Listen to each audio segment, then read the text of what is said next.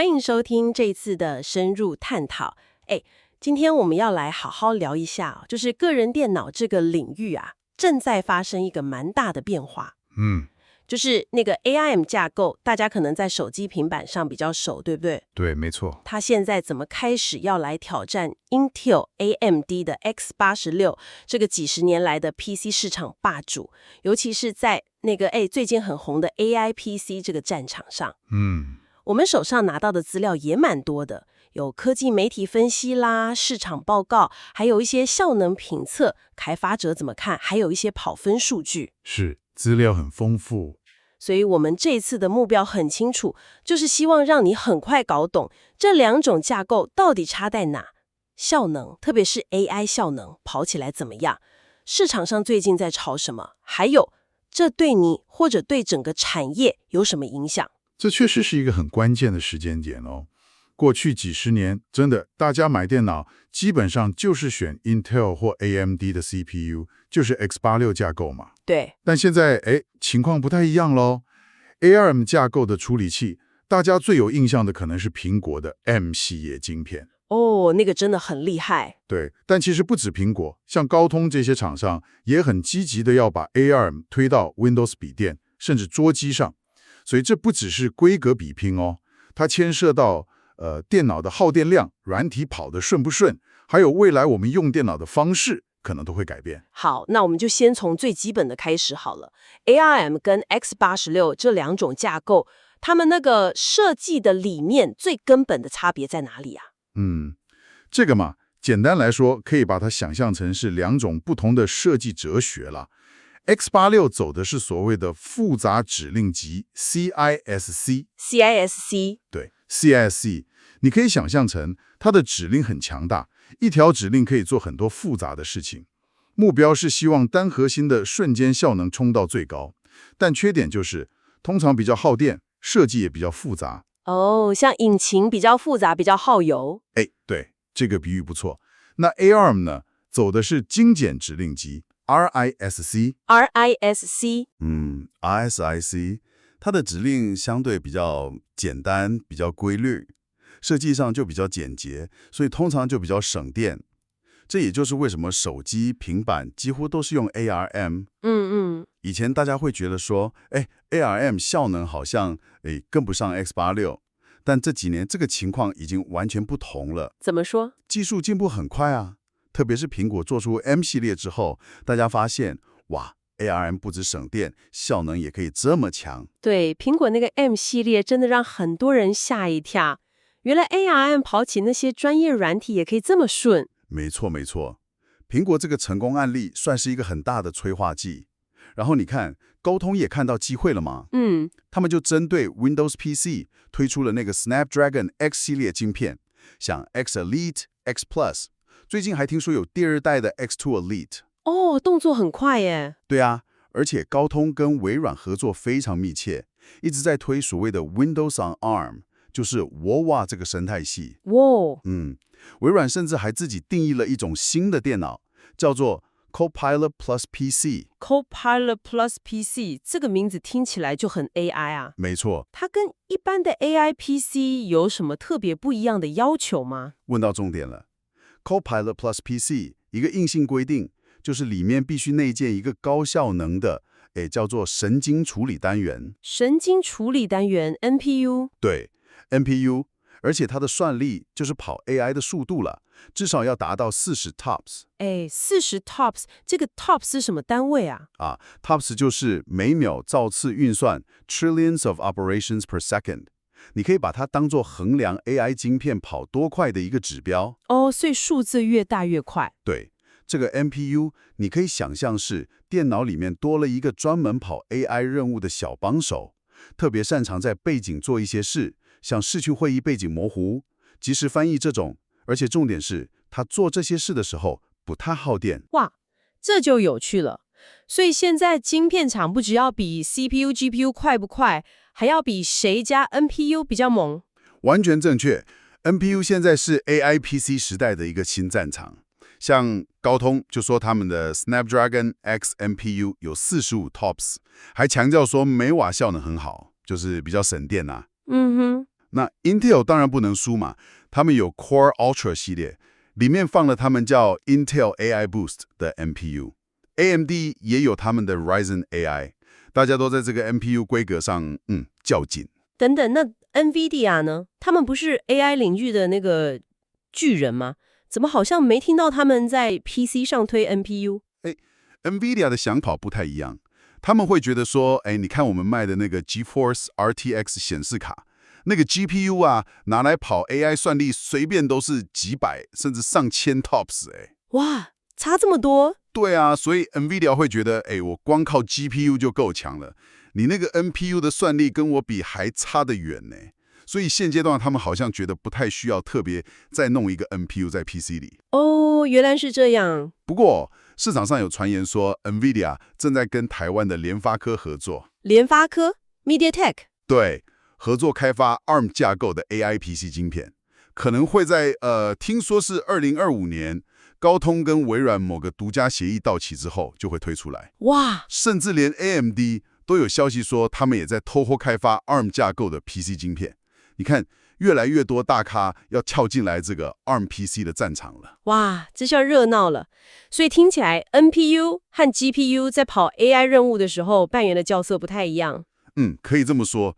NPU 比较像是马拉松选手，就是很擅长用低功耗、长时间持续的跑一些背景的 AI 工作。像是一直开着的即时翻译之类的。对对对，那 GPU 就像是短跑冠军，爆发力超强，适合处理那种非常复杂、需要大量平行运算的 AI 工作，或者是拿来训练 AI 模型。但缺点就是它跑起来比较耗电。了解。所以未来最理想的状况可能是 CPU、GPU、NPU 这3个会一起合作，作业系统像 Windows 会变得很聪明。怎么说？它会判断说，你现在这个 AI 任务是该交给 NPU 省电跑呢，还是需要 GPU 大力支援？它会自动做分配，达到效能跟功耗的最佳平衡。听起来很棒诶。不过理论是一回事啦，实际跑起来到底怎么样？我们手上有一些评测数据，对吧？来看看实际打起来 ，ARM 跟 X86 谁比较厉害？先看看 CPU 好了。好，有看到评测是比较了，搭载 AMD Ryzen 9，这是 X86 的，跟苹果的 M3 Pro， 这是 ARM 的笔电。结果发现虽然那个 Ryzen 的时脉就是频率啦，标的比较高，可以冲到 5.2 GHz。但是在一些跨平台的 CPU 测试软体，像是 Geekbench 或 Cinebench 里面，苹果 M3 Pro 的单核心效能平均快了大概21%，多核心甚至快了将近28%。哇，差这么多！所以不是时脉高就一定比较快哦。对，这就显示出架构设计本身的重要性。不是只有看时枚数字而已。那在 Windows 笔电上呢，高通那个 Snapdragon X 跟 Intel 的 Core Ultra 比起来 ，CPU 效能怎么样？微软自己是说，搭载 Snapdragon X Elite 的 Surface Laptop 比好几代前的 X86 Surface 快非常多了，快了86%。这好像有点跟自己比。对，这个比较基准是有点旧，不过有看到像 T3这种第三方媒体的评测，他们测起来，在跑一些比较吃 CPU 的任务的时候，高通的 Snapdragon X Elite 通常是比 Intel 的 Core Ultra Series 2要来得好。所以 ARM 在 Windows 上的 CPU 效能看起来是真的有竞争力的。没错，而且不止笔电，你看在云端伺服器那边，像亚马逊 AWS 他们自己做的 Graviton 处理器也是 ARM 架构。听过。在很多实际应用，像是跑资料库、机器学习、网页伺服器，甚至跑大型语言模型，它的效能还有那个性价比，就是每一块钱能买到多少效能，都一直赢过同等级的 Intel 跟 AMD 伺服器。这也证明 ARM 在高效能运算这块潜力是很大的。看来 ARM 在 CPU 效能和省电这2块真的是来势汹汹诶。不过，那显示效能跟玩游戏呢？这部分好像一直是 X86 的强项。对，这部分情况都比较复杂一点呢。如果单纯比内建的显示晶片，就是所谓的 iGPU。iGPU。规格上来看，苹果 M3 Pro 的 GPU 核心数比较多，理论上应该比 AMD Ryzen 里面的那个 Radeon 内显要强。理论上，对，但问题来了，绝大多数的 PC 游戏都是针对 Windows 跟 X86 开发的嘛，没错。很少有 Mac 版，更少有原生 ARM 版，所以实际玩起来，反而是那个 AMD 的 Radeon 内显，在 Windows 环境下，你把画质稍微调低一点，跑起来的顺畅度可能还比 M3 Pro 在 macOS 上要好。哦，这跟软体生态很有关系耶。完全正确。那如果 X86 笔电更狠一点，直接配一张独立显示卡呢？像是 NVIDIA 的 RTX 系列那种。对，那就更不用比了。高阶的 X86 笔电配上 RTX 4060或4070这种独显，那个游戏效能是远远把所有内显方案，不管是 ARM 的还是 X86 的，都甩在后面的。所以结论是，如果你是重度游戏玩家，要玩最新的3A 大作，追求高画质、高帧率，那目前还是乖乖选配独立显卡的 X86 笔电，这是最稳的选择。最近也有看到评测，比较 Intel 最新的 Luna Lake X86 跟高通 Snapdragon X Elite ARM 跑游戏，结果呢？结果很明显 ，X86 在好几款游戏里帧率都高出非常多，有的甚至高出50%或80%。这就显示出 X86 在游戏的相容性还有驱动程式优化方面，目前的优势还是很明显。了解。好，那我们再绕回来 AI 运算，那个 NPU 实际跑起来怎么样？光看 TOPS 数字准吗？这个 NPU 效能啊，现在最大的变数其实是软体有没有针对它去优化。哦，怎么说？有些测试显示如果那个 AI 软体是特别用高通提供的工具去写的，比如说用了他们的 QNN 技术 QNN 对，高通自己的一套 AI 开发工具，那这样跑起来 Snapdragon X Elite 的 NPU 效能可能真的比对手高出好几倍。哇！但是如果那个软体没有特别优化，或者是用比较通用的方式去呼叫 AI 加速，比如说透过微软的 DirectML 这个 API，那 NPU 的优势可能就发挥不出来，甚至有时候用 GPU 去跑还比较快。所以这意思就是说，我买了一台有超强 NPU 的 AI PC，也不代表所有的 AI 功能都会瞬间变快，还要看我用的那个软体它认不认识这个 NPU。完全正确，这就是现在比较尴尬的地方。所以你可能会看到，为什么有些 Adobe 软体的 AI 功能好像在 Intel 晶片上跑得比较顺，但另一个软体，比如说像 DaVinci Resolve 这种剪辑软体，它如果已经有推出原生支援 ARM 的版本，那它在 Snapdragon X Elite 上可能就跑得下叫。哇，这对使用者来说有点麻烦呢，还要一个一个去查。对啊，所以开发者和软体厂商的支援态度就变得很关键了。微软其实也在努力解决这个问题了。他们现在推广用一个叫做 Windows ML 的框架。Windows ML，想法就是让开发者透过这个框架去呼叫 AI 功能，然后 Windows 系统会自动判断，你这台电脑有 NPU 也有 GPU， 那现在这个任务交给谁跑最有效率？系统会自动帮你调度。哦，这样听起来好一点。对，还有一个重点是，为了让那些旧的只能在 X86 上跑的软体，也能在 ARM 电脑上跑，微软也弄了一个新的模拟器，叫做 Prism。对，它可以模拟更多 X86 的指令集，像是 AVX2 这种比较新的。虽然模拟跑起来效能多少会打点折，但至少能让更多旧软体可以跑，提高相容性嘛。这点很重要，了解了。所以看起来 ARM 跟 X86 在效能上真的是各有擅长的地方。那市场反应怎么样？大家觉得 ARM 这次真的有机会在 PC 市场站稳脚跟吗？市场预测是说 AI PC 的销量会冲很快了，可能几年内就会占到所有 PC 销量的一半以上。哇，这么高！对，但是如果只看 Windows on ARM， 就是 WoA 到底能吃下多少市场，那大家的看法就差很多了。怎么说？有些开发者或分析师非常乐观，觉得说，5年内 WoA 可能可以抢下，比如说超过24% 的市占率，甚至有人喊到50%。一半？对，但也有比较保守的看法，觉得说，可能最后只会停留在个位数百分比而已，这落差也太大了吧？对吧？这就表示市场其实还在观望，特别是那个软体生态系到底能不能跟上，是最大的问号。那企业客户呢？公司行号他们会想买这种新的 ARM 架构的 AI PC 给员工用吗？根据 IDC 的调查，企业端的意愿其实还蛮高的哦，特别是对那种 Copilot Plus PC，他们看重什么？他们觉得有几个优点很有吸引力。第一个是超长的电池续航力，很多公司觉得这超重要。可以撑一整天不用充电。对，再来是有机会降低长期的维护或电力成本。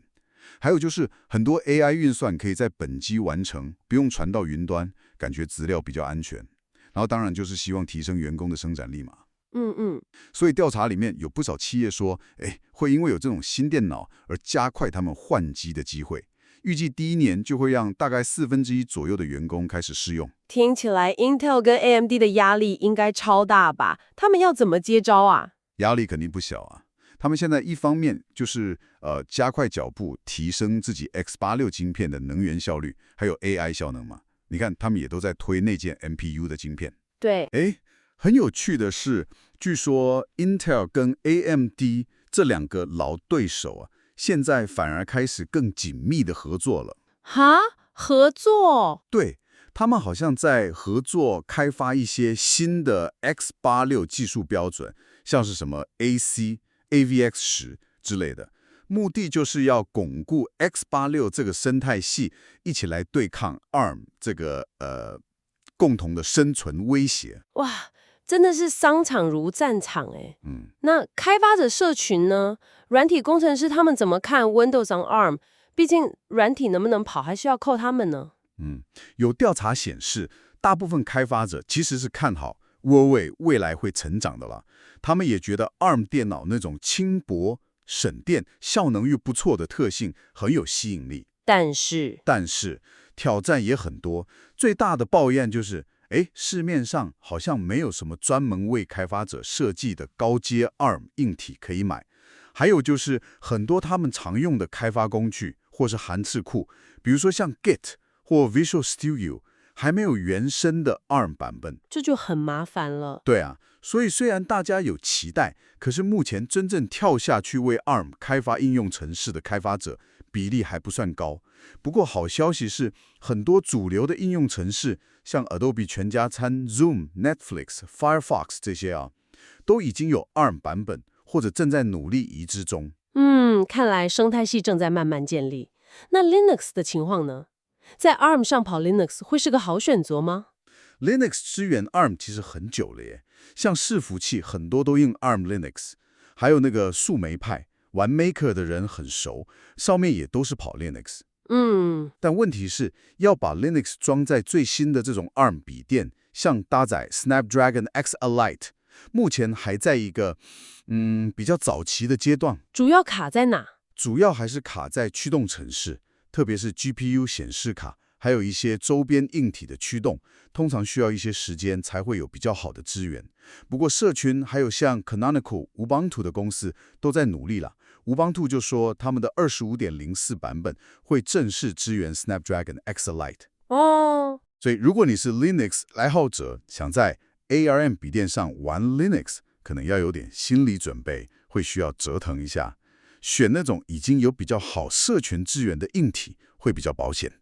好，还有听到一个消息，说 Google 也想用 Android 来做 PC， 这是怎么回事？对，有这个传闻。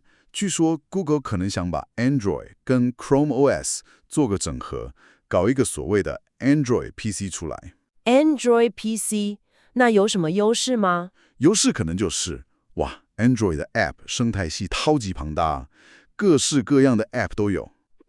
这倒是。但疑虑也不少，比如说 Android 对大萤幕、多视窗多功的支援，一直以来好像就没有做得很好。对，感觉还是比较像手机系统。没错，而且还有一个问题是，如果 Google 限制说，你只能从我的 Google Play 商店安装 App， 不能自己随便装，那这样还算是一个开放的 PC 吗？很多人会觉得 Windows 或 Linux 在这方面还是比较自由、比较强大了。有道理。好了，我们聊了这么多技术市场的东西，回到最实际的问题，就是说，对正在听的你来说，这一切到底意味着什么？如果你刚好最近想买一台新笔电，到底该选 ARM 还是 X86啊？这个真的就是要看你的需求是什么了。